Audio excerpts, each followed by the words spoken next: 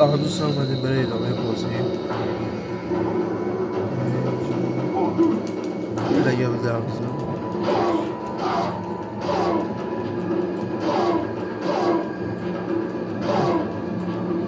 به این برو من داخلم بکنیم.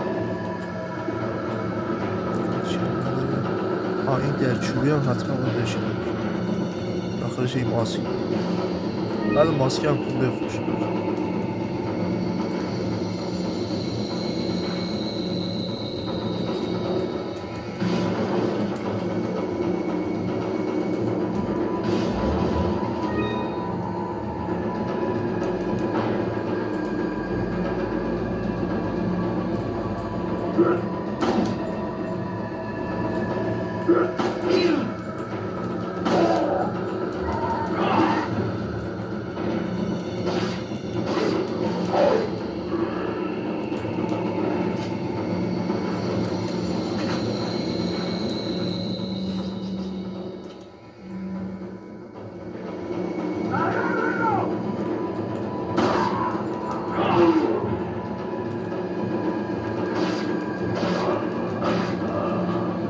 حتما باید این پایین بریم. پایین پر ماهی هست.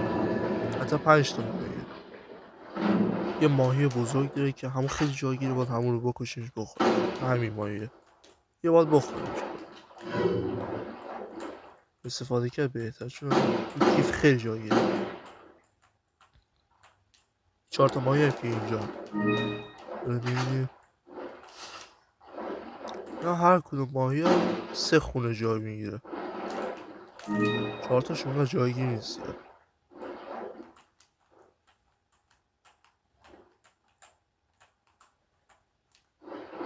معمولیت اینه که بیاد دختر رئیس جمهور نجات بده، حالا شده ماهیگیر.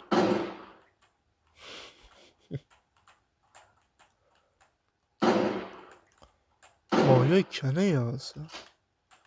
با ایدن تیر هم نمیرن، اینا با 2 تا تیر باید بشون زد.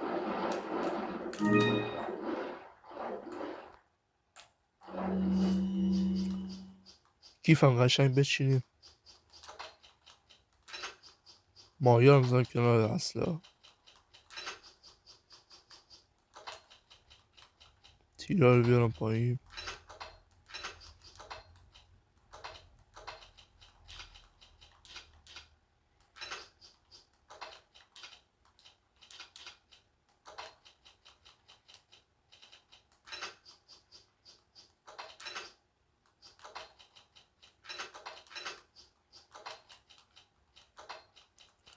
طبق همیشه یه جوری که چیدمان من یه جوریه که اصلا اون بالا سمت چپ برازه، کنارش هم جوناه.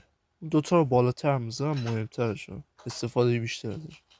تیرام که اون گوشه سمت چپ میزنم کلا.